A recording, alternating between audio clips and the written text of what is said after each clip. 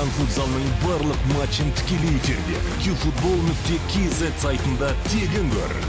Smart TV немесе смартфоныңа қосымшаны жүктеп qfutbol.kz-ке қосылып, футзалды тамашала. Армысыздар, қадірменді жанкүйерлер, тікелей эфирде футзалдан Қазақстан чемпионаты Тұлпар мен Ақтөбе арасындағы екінші кездесу.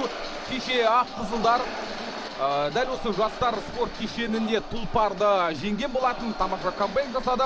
Ойын 6-да 4 есебімен Ақтөбенің пайдасына аяқталған еді. Бүгін командалар чемпионаттың 8-ші туры аясында тағы бір матч өткізеді. Бүгін де плей-офф кезеңіне шықпаса да осы футболшылар біраз тәжірибе жинап жатқаны сөзсіз. Сонымен Тұлпар Ақтөбе арасындағы кездесу бастауын алды. Ақтөбелік жанкүйерлер Ақтөбеде футболды да, футзалды да жанкүйерлер жақсы көреді. Қақпаға соқты. Өткен маусымда бірінші лигада ойнады Тұлпар сапында. Қақпаға соқты, бағынаға тиді. Бейл тепкен.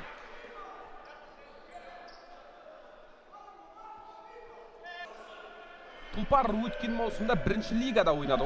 Қазір қателесті. Гол! Магомед Абдурашидов.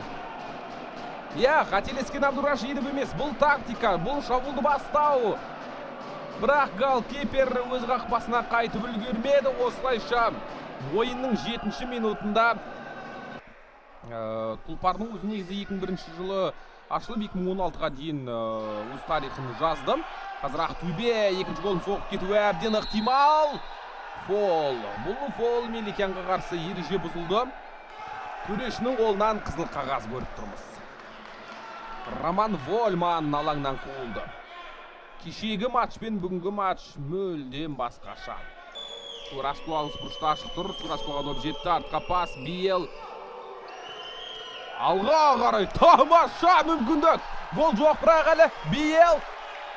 Бейлдің соққысы. Доп қақпадан қиыс кетті. Рикошет ауттан, әлде бұрыштамадан. Допты ақтөбеліктер ойынға қосады. Қайталап көрейікші. Екінші ойында Астананы жеңді. 6-да 3 есебімен Шымкентке қонаққа барған. Ордабасыдан 3-те 4 есебімен жеңіліп қалды. Екінші матчта 2-2 есеп тіркелді. Мәлібековтің тепкен добы қақпадан биік кетті. Артынша Каспиймен ойнады. Каспийді бірінші ойында жеңді. Екінші ойында 8 гол бар. Оның 4-еуін кеше соққанын айттық. Тұлпардың қақпасына соққы. Қанат Жеткірбаев сейв жасады. Кеше осындай сейвтер жетіскен жоқ. Богдан Кудряшев болса гол жіберіп қою әбден ықтимал еді. Көлбаев, Бейлға тамаша пас. Бейл қақпа маңына гол! Филиппиньо бұл голдың авторы. Қазақстан біріншілігінің үздік сұрмергені бұл жолы гол соқпаса да әріптесінің гол соғуына көмектесіп берді Филиппиньо. Қанжығасын майлады. Тұлпар қорғаушыларына сын айтуға болады. Бұл шабуылда Қайрат Б тобында ойнайды. Хорватиялық Олмиссум, франциялық Этуаль және хорватиялық Динамо Загреб. Бейл соққы. Доп қақпадан қиыс кетті. 3-0 қылуға болар еді есепті. Мәлібеков, Дүйсенби, Черномордов, Аншаков және Күркімбаев. Дәл осы бесіндің қазір алаңда жүр. Қақпа маңына пас. Көлбаев соққы гол! 3-1 тура кешегі сценарий бұл. Тура кешегі Ақтөбе есепті 3-0 қылды. Тұлпар 5-ші ойыншысын шығарған.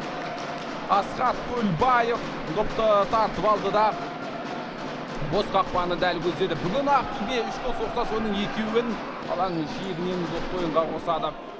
Артқа пас, соққы және доп қақпадан биік кетті.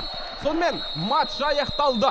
Тұлпар өз алаңында Ақтөбеден кешегі жеңіліс үшін есе қайтара алмады. 3-0 Аққызылдар Тұлпарды тасталқан етті. Матчтың бірінші таймында Тураско гол соққан, допты бос қақпада тулатқан болатын. Екінші голды Филиппиньо соқты. Бейлдің пасынан кейін ал үшінші голдың авторы Асхат Көлбаев. Ол Тұлпар 5 ойыншымен жүрген кезде Қазақстан футзалының барлық матчын тікелей эфирде qfutbol.kz сайтында тегін көр. Smart TV немесе смартфоныңа қосымшаны жүктеп qfutbol.kz-ге қосылып, футзалды тамашала.